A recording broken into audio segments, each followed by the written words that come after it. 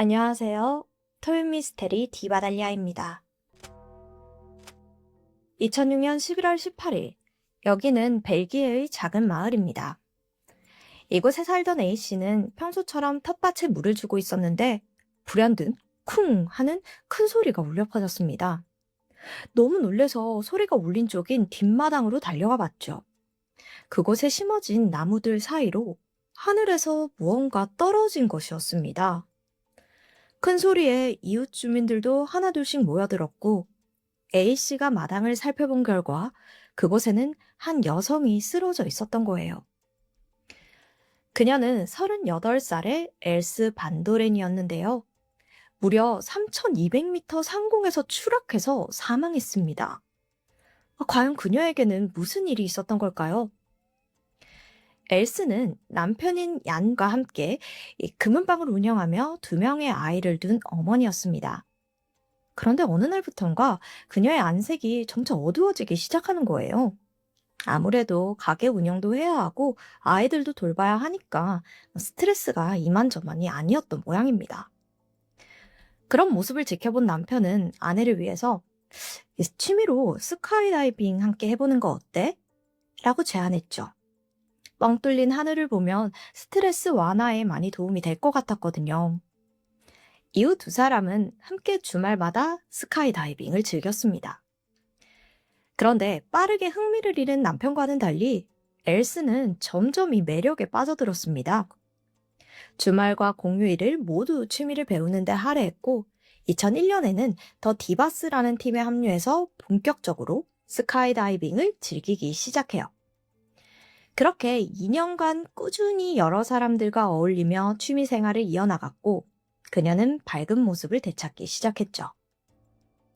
2003년에는 세계 선수권 대회에 참여할 정도로 적극적이었습니다. 엘스는 2300번의 스카이다이빙을 성공적으로 해낸 베테랑 다이버였어요. 사실 이 정도로 깊이 빠져들면 기록에 대한 욕심이 생기잖아요. 그러다 보니까 탈장으로 인해 몸이 급격하게 안 좋아져요.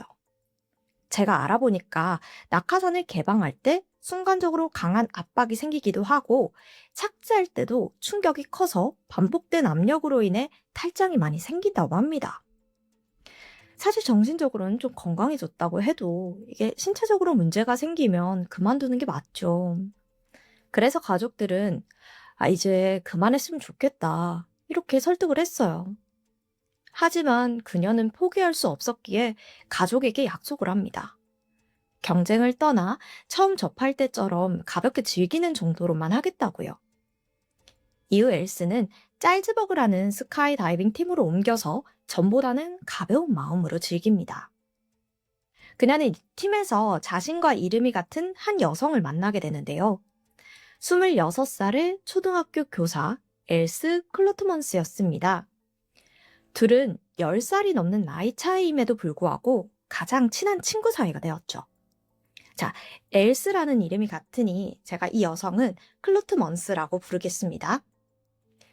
클로트먼스 외에도 마르셀 소머즈라는 남자 동료와도 친해지게 되면서 세 사람이 함께 스카이다이빙을 하며 서로에게 든든한 동료이자 친구 사이로 지냅니다. 사건이 발생한 11월 18일, 엘스는 주말을 맞아 클럽 회원들과 함께 벨기에 프랑그드 상공을 비행하기로 했습니다. 엘스와 클로드먼스, 마르셀, 이 클럽 다른 회원 1명까지 해서 총 4명이서 한 팀으로 비행을 준비했죠. 비행 전 리허설까지 완벽하게 마친 4사람은 본격적으로 다이빙을 하기 위해 비행기에 몸을 실었습니다. 그리고 사전에 계획했던 대로 뛰어내렸어요. 그들은 상공에서 넷이서 손을 잡고 이렇게 대형을 갖추기로 했거든요. 그래서 뛰어내리고 잠시 뒤에 서로가 어디 있는지를 살펴봤죠. 그런데 클로트먼스가 위치에 도달하지 못한 거예요. 무슨 이유에서인지 그녀가 다른 멤버들보다 몇 초 더 늦게 뛰어내렸던 겁니다. 결국 세 사람은 클로트먼스 없이 대형을 정비했죠. 약간의 문제가 생기기는 했지만 이때까지만 해도 순조로운 비행이 이어지고 있었어요. 상공 1000m 지점에 이르렀을 때 세 사람은 손을 놓고 이제 낙하산을 펼 준비를 했습니다.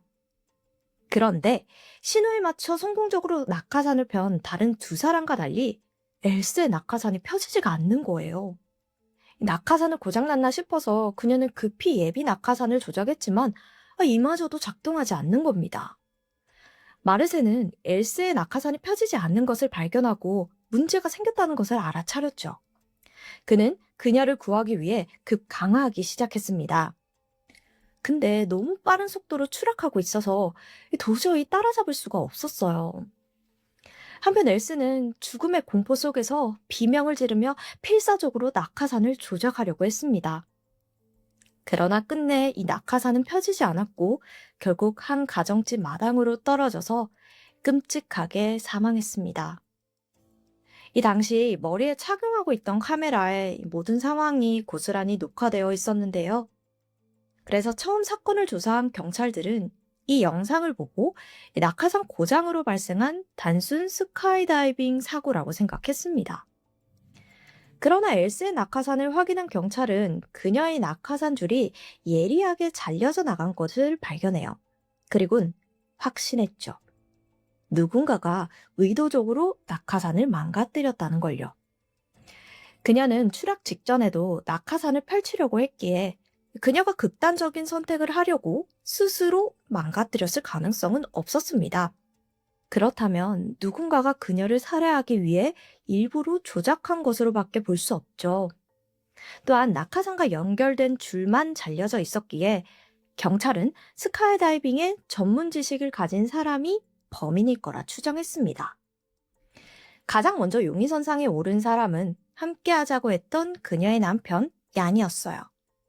그러나 엘스가 장비를 집에 보관하지 않고 다른 곳에 뒀기에 얀은 그녀의 장비에 접근할 기회가 없었습니다. 다음으로 용의선상에 오른 사람들은 동호회 사람들이었습니다. 이들은 엘스와 함께 스카이다이빙을 했기에 얼마든지 그녀의 장비에 접근이 가능했죠. 특히 그녀와 가장 가까운 사이였던 클로트먼스와 마르셀을 의심했어요. 더욱이 사건 발생 전주에 세 사람이 함께 마르셀의 집에서 시간을 보냈고 또 엘스가 마르셀의 집에 장비를 놓아두었다는 것이 확인이 되면서 의심은 더 짙어졌습니다. 스카이다이빙 전문가였던 클로트먼스와 마르셀에게 낙하산 줄을 자르는 일은 단 30초도 걸리지 않을 정도로 간단했어요. 두 사람에게는 얼마든지 기회가 있었죠. 경찰은 두 사람을 압박수색하기 시작합니다.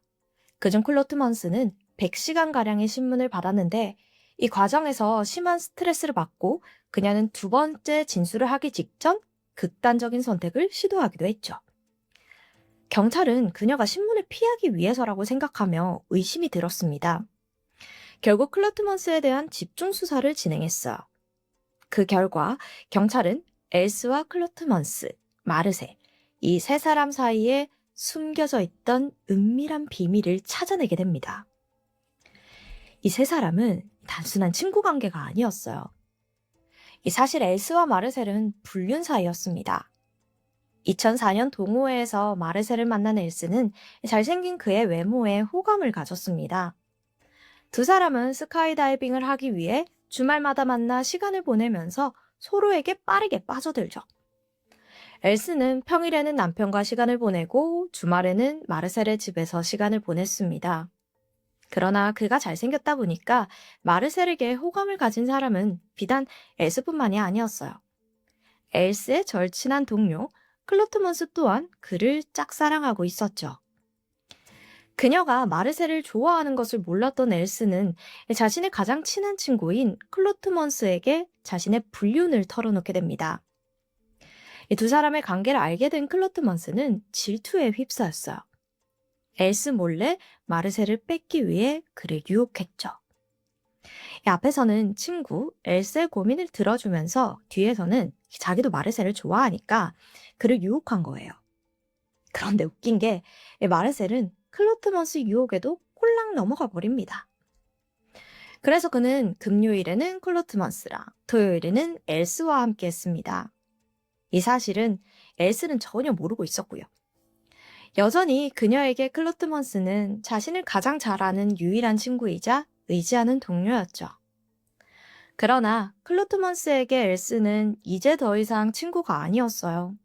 그래서 겉으로는 친한 친구인 척 연기하면서 뒤로는 이 두 사람을 떨어뜨리기 위해 행동합니다. 예를 들면 엘스에게 익명의 전화와 편지를 보내서 불륜 사실을 알고 있다고 협박했고요. 그녀의 친구들과 남편에게도 불륜을 고발한 익명의 편지를 보내기도 했어요. 사실 클로트먼스는 어린 나이에 아버지를 잃어 그 공허함과 외로움이 심했었습니다. 그래서 이 부분을 남자친구로부터 충족하고자 했어요. 연상의 마르셀에게 아버지의 모습을 대입했습니다.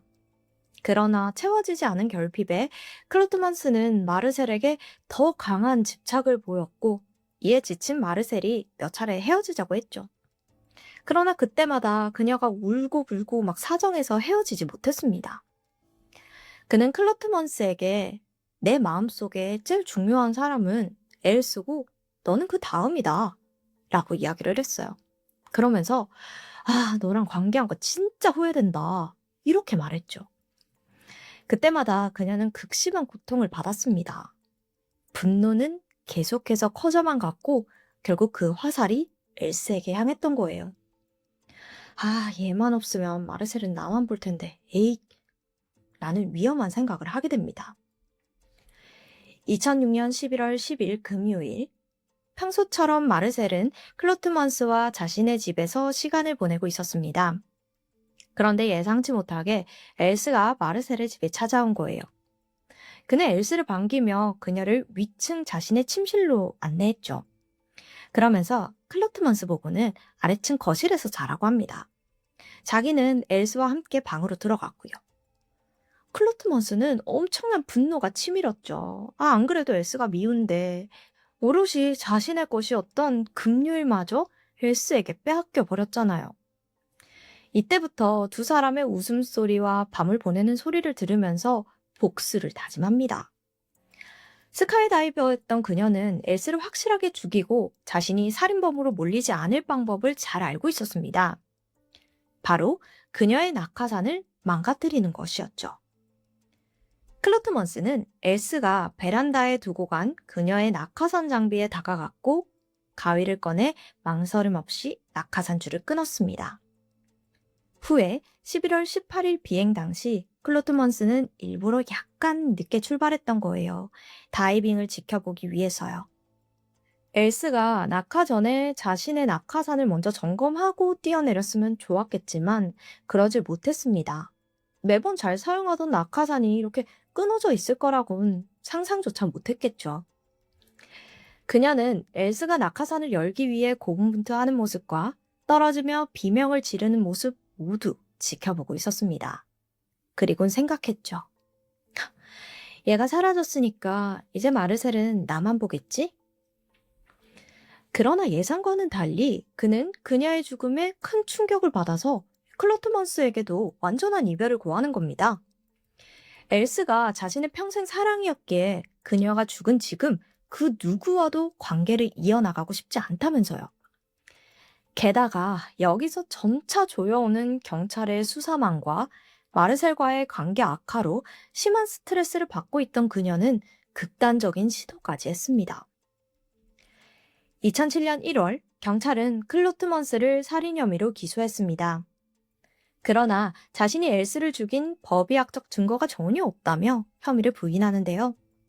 그녀의 주장대로 스카이다이빙 장비에서 DNA나 지문이 검출되지 않긴 했어요.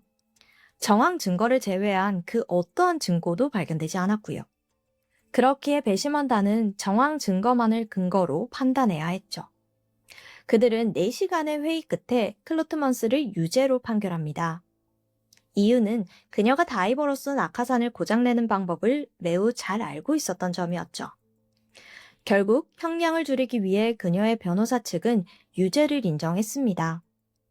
하지만 그녀가 정신적으로 불안정하다고 주장을 했고 이를 인정한 재판부는 종신형이 아닌 30년형을 선고했습니다.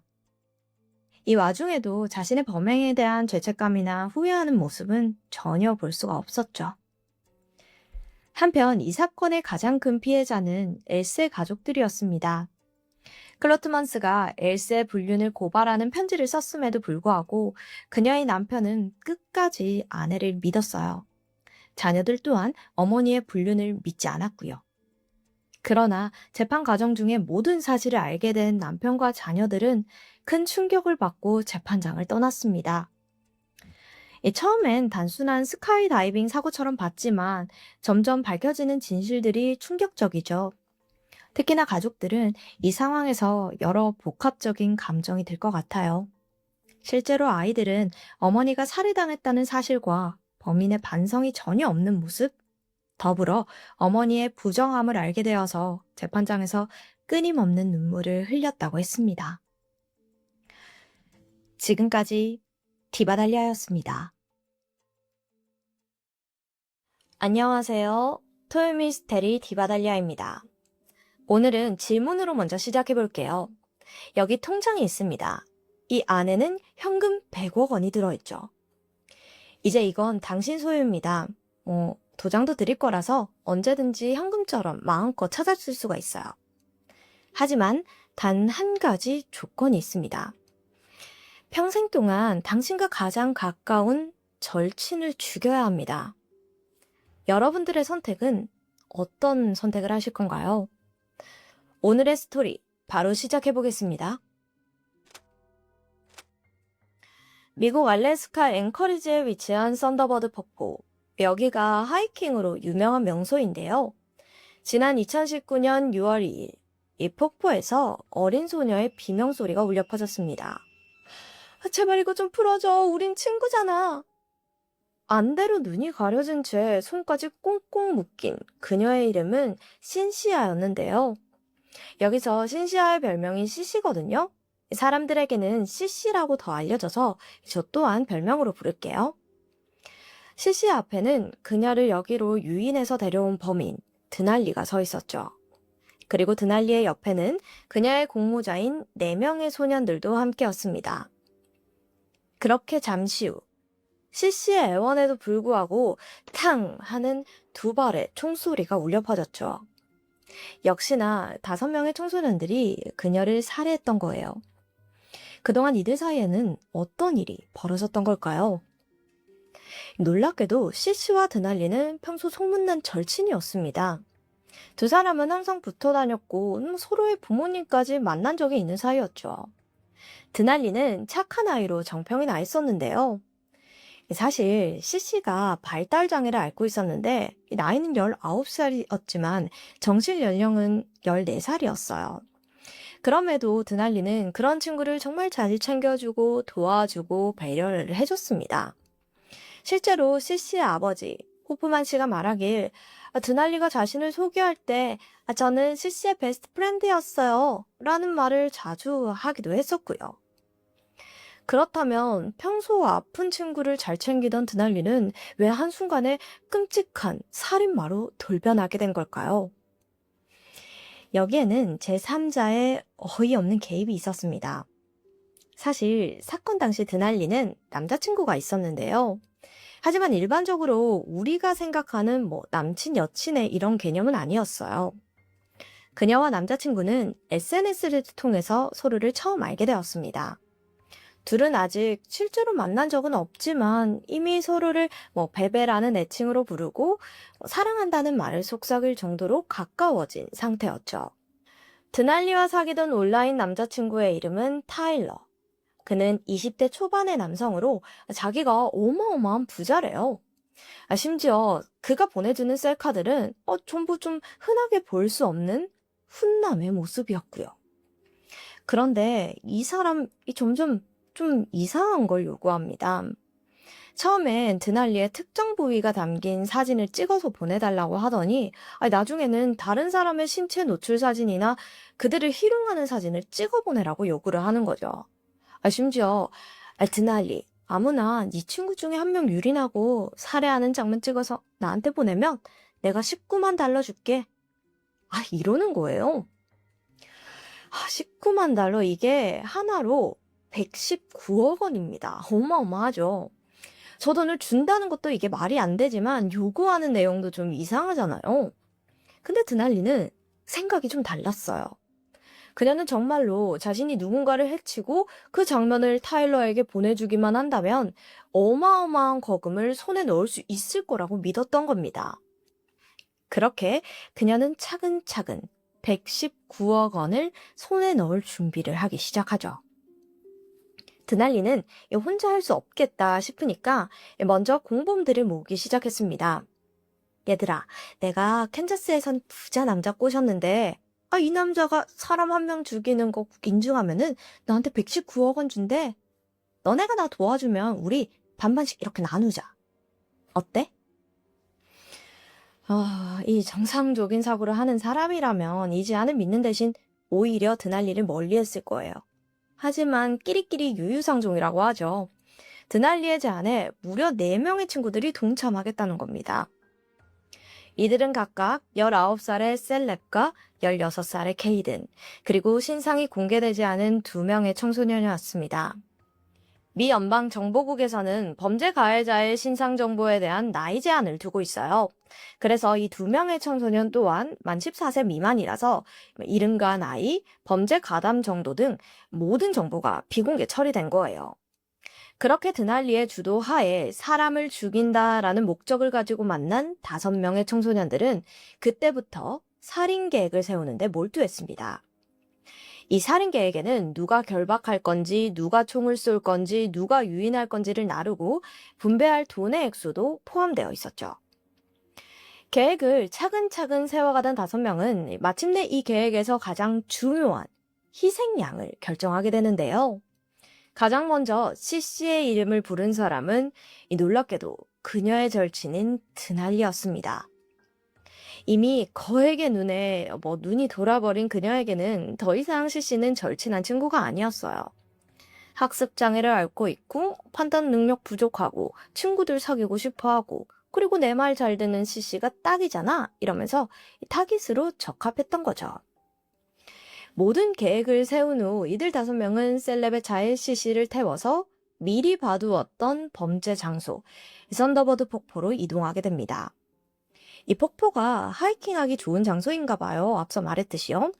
이 전경도 넓게 있고 탁 트여 있고 근데 한편으로는 폭포 소리도 크고 하니까 그들이 범죄를 저지르기에는 딱인 장소이기도 했습니다. 사실 이날 CC는 아버지의 일을 도와주고 드날리를 따라 나섰는데요. 앞으로 자신에게 일어날 일은 꿈에도 모른 채 친구들과 놀 생각에 그들을 따라 나서요. 드날리와 셀렙 그리고 케이드는 폭포에 도착한 즉시 CC의 몸을 덕테이프로 결박했습니다. 이들은 그녀의 손과 발을 꽁꽁 묶은 것은 물론이고 얼굴에도 테이프를 감아 시야를 차단하고 입을 막았죠. 물론 이 과정에서 혹시 CC가 수상한 상황임을 눈치챌까봐 그녀에게 거짓말을 해요. 이거 게임이야. 다 같이 손발 묶고 놀이하는 거니까 걱정하지 마. 그리고 드날리는 의자에 결박된 그녀의 모습과 유린하는 장면 등 하나하나 촬영을 해서 스냅챗이라는 어플을 통해서 타일러에게 전송을 했습니다. 추 경찰의 포렌식 결과 타일러와 드날리의 채팅방에는 이미 며칠 전부터 범죄를 계획하던 내용, 범행 장소, 어떻게 할 건지 그런 내용들이 전부 공유가 되어 있었다고 합니다. 이건 놀이일 뿐이야 라는 그녀의 거짓말은 CC를 오래 속이지 못했어요. 눈과 입이 가려진 지 얼마 지나지 않아서 공황 상태에 빠진 CC가 호흡곤란을 겪게 된 겁니다. 그러자 겁을 먹은 드날리는 그녀의 입을 막고 있던 덕테이프를 잠깐 풀어줘요. CC는 소리쳤죠. 이거 당장 풀어줘. 안 그러면 너네가 다 납치했고 그리고 희롱한 거 다 신고해버릴 거야. 라면서 울부짖습니다. 자, 만약 이때라도 이 드날리와 공범들이 정신을 차리고 CC를 풀어주었으면 정말 좋았을 텐데 그들은 최악의 선택을 저지르고야 말았습니다. CC의 뒤통수에 2발 총을 쏘고 말았죠. 그렇다면 과연 CC를 죽음에 이르게 한 총알은 누구의 손에서 나온 걸까요? 혐의점을 갖고 있던 사람은 드날리와 케이든. 근데 이 2사람의 주장이 좀 갈립니다. 우선 드날리의 주장입니다. 아무리 CC를 납치하고 죽일 계획을 세웠다고 해도 저는 걔 친구잖아요. 그래서 차마 총까지 쏠 수는 없었어요. 그녀의 말에 의하면 자신이 주머니에 총을 가지고 있기는 했지만 결정적으로 CC를 죽인 사람은 케이든이라고 합니다. 그녀가 패닉에 빠져서 막 비명을 지르자 갑자기 케이든이 자신에게서 총을 빼앗아서 CC를 쏴버렸다는 거죠. 하지만 케이든의 주장은 이래요. CC가 비명을 지르니까 드날리가 저한테 총을 주면서 얼른 죽여버리라고 했어요. 라고요. 직접 총을 쏜 사람만 CC를 죽인 게 아니라 모두가 조금씩 힘을 합쳐서 한 아이를 죽인 거잖아요. 왜 케이든과 드날리는 서로의 책임을 피하고만 있는 건지 너무나 괘씸합니다. 드날리의 괘씸한 행동은 여기서 멈추질 않습니다. 그녀는 죽은 CC를 강 아래로 밀쳐서 시신을 유기하고 소지품을 불에 태운 뒤 곧바로 그녀의 아버지에게 문자를 보냈어요. CC가 다른 친구들 만나고 오겠다고 해서 공원에 내려다 줬어요. 라고요. CC 아버지 호프만 씨는 그 말을 철석같이 믿었죠. 그런데 그날 밤까지 딸아이가 돌아오지 않자 왠지 모르게 딸에게 큰 일이 났을 거라는 짐작이 들었습니다. 하지만 이때도 드날리에게 원인이 있었다고는 생각지도 못했다고 해요. 실제로 그는 CC는 무슨 일이 있어도 제 연락 꼭 받는 애예요. 어떤 상황이라도요. 라고 말했습니다. 때문에 딸과 연락이 닿지 않자 불안감을 느꼈던 호프만 씨는 드날리에게 CC가 돌아오지 않는다면서 문자를 보냈습니다. 아버지의 간곡한 메시지에도 불구하고 드날리는 자신이 저지른 일을 전혀 언급하지 않았죠. 다만 저도 CC가 꼭 안전하게 집으로 돌아왔으면 좋겠어요. 저는 걔 베프잖아요. 라며 거짓말로 둘러댈 뿐이었습니다. CC 아버지는 곧바로 경찰에 실종 신고를 했고 스스로 오토바이를 타고도 동네 방방 곳곳을 돌아다니면서 딸을 찾기 시작했습니다. 인터넷에도 딸의 사진과 실종 위치를 담은 글을 게재하기도 했고요. 그러나 소식은 들리지 않았죠. 그리고 이틀 후 강가를 수색하던 경찰은 온몸에 덕테이프가 칭칭 감긴 채 차가운 시신이 되어버린 CC를 발견했습니다. 자, 그렇다면 과연 드날리는 타일러로부터 약속한 보수를 받아낼 수 있었을까요? 당연히 아니죠. 애초에 타일러라는 사람 자체가 실존 인물이 아니었으니까요. 갑부 훈남 타일러의 정체. 사실은 21살의 데런 쉴밀러라는 남성이었고요. 갑부는 무슨 친척집에서 얹혀 사는 인터넷 중독자 그 자체였습니다. 그간 보냈던 훈훈했던 사진, 그 역시도 온라인에서 남의 프로필을 도용한 거였고요. 심지어 사는 곳도 캔자스가 아니라 켄터키주의 작은 시골 마을이었다고 해요. 근데요, 이 쉴밀러가 온라인으로 이상한 짓을 벌인 게 이번이 처음이 아니에요. 실제로 쉴밀러의 알던 사람들의 증언에 따르면요, 애가 수줍음도 많고 말수도 적은 애였다고 합니다. 하지만 그건 외부적인 모습일 뿐이고 온라인에서는 이전부터 보정된 사진이나 남의 사진 도용해가지고 범법 행위를 저지르곤 했다고 해요. 밖에서는 한마디도 못하는 사람들이 인터넷에는 할 말 못할 말 다 하는 그런 사람들이 있죠. 그런 사람이었던 거예요. 쉴밀러랑 같은 고등학교를 나온 한 여성은 걔요? 저한테 자꾸 비키니 사진 보내달라고 해서 저 걔 손절했는데? 라는 증언을 하기도 했습니다. 또한 성인이 된 후 동급생 중 몇 명이 아이 엄마가 되자 너네 애 사진 좀 보내줘 봐봐. 아니 좀 기저귀만 입고 있는 사진 없어? 라는 너무나 소름 돋는 부탁을 했다고도 하고요. 대체 이 인간은 왜 이따위 행동을 하고 다니는 걸까요? 본인이 말하기는 저는 그냥 외로웠을 뿐이에요. 다른 사람들과 대화를 나누고 싶지만 제 모습을 사랑해주는 사람이 없으니까 가짜 프로필을 쓴 것뿐이라고요. 뻔뻔한 피해자 코스프레입니다. 사실 쉴밀러의 진짜 정체는 아동 성애자예요. 실제로 CC의 죽음 이후에 살인교사 혐의로 FBI와 면담한 내용을 보면은 쉴밀러에게는 아동 포르노 패티시와 강간에 대한 환상이 있었다라는 내용이 있습니다. 심지어 그의 악행은 CC의 사망 이후에도 지속됐습니다. 경찰이 드날리를 범인으로 지목하기 전까지 두 사람은 계속해서 연락을 이어갔었는데요. 이때 쉴밀러는 네가 CC 죽인 증거 내가 다 갖고 있는 거 알지? 라며 그녀를 협박해요. 심지어 드날리가 보낸 영상과 사진을 무기로 더 많은 아동과 청소년들을 유린하는 모습을 찍어보내라는 요구까지 서슴지 않았습니다. 근데 이쯤 되면 드날리도 좀 정신을 차리고 자수라도 해야 마땅했겠지만 대신 그녀는 실밀러의 요구를 순순히 따랐던 거죠. 이로 인해 CC 외에 추가로 8살, 10살, 그리고 15살짜리 아이들이 성적으로 희롱당하고 그 모습을 영상으로 지켜야 했습니다. 또한 실밀러와 드날리는 두 번째 살인 계획까지 공모하고 있던 참이었다고 해요. 불행 중 다행으로 경찰의 빠른 체포 덕에 더 이상의 피해를 막을 수가 있었죠. 결국 경찰의 덜미를 잡힌 실밀러와 드날리, 그리고 드날리의 일당들, 이들 6명은 모두 1급 살인 혐의로 체포되었습니다. 또한 실밀러는 1급 살인 외에도 아동 성착취 음란물 제작 및 소지죄를 추가로 받았죠. 그리고 지난 2월 이들은 모두 1급 살인죄를 인정받았으며 현재는 30년에서 99년 사이에 형 집행을 논의 중인 상황이라고 합니다. CC의 아버지는 죽어가는 딸이 분명 자신을 불렀을 거라는 생각에 지금까지 잠을 못 이룬다고 해요. 특히나 아이가 아버지를 도와주고 집을 떠났잖아요. 집을 떠나기 전에 아버지는 너가 도와준 덕분에 힘이 되었다. 정말 대견하구나 라고 이야기를 했대요. 그래서 그나마 마음이 편안하다고 합니다. 하지만 도와준 딸에게 용돈을 준비해 뒀는데 못 줘서 라고 말끝을 흐렸습니다. 미국에서는 이 사건을 두고 캐피싱 범죄라는 표현을 쓰는데요. 캐피시, 본래는 생선인 메기를 뜻하는 단어지만요.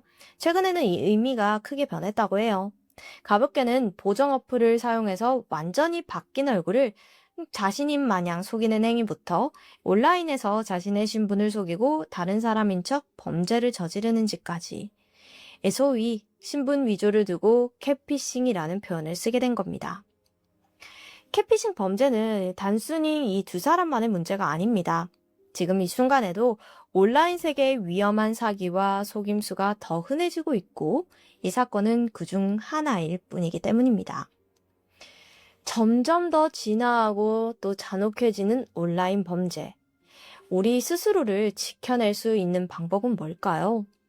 기술이 발전하는 속도에 비해서 이에 대한 대응법은 아직 과거에 머물러 있는 것 같아서 걱정스러운 마음이 듭니다. 지금까지 디바달리아였습니다.